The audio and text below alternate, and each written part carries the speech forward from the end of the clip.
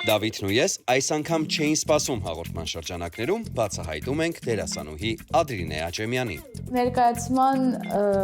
արձագանքները շատ ավելի լավն են, քան ես սպասում էի, որովհետև ամեն դեպքում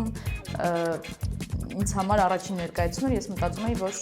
ավելի շատ կլինեն բացասական կարծիքներ։ Հաջողություններ մոդելային ոլորտում։ Սա այստեղ շահաստից խոսնա, այս միշտ աշխարհից եմ բերել։ Այդպես։ Անձնական կյանքում։ Ամուսնացած չեմ պատրաստում ամուսնանալ,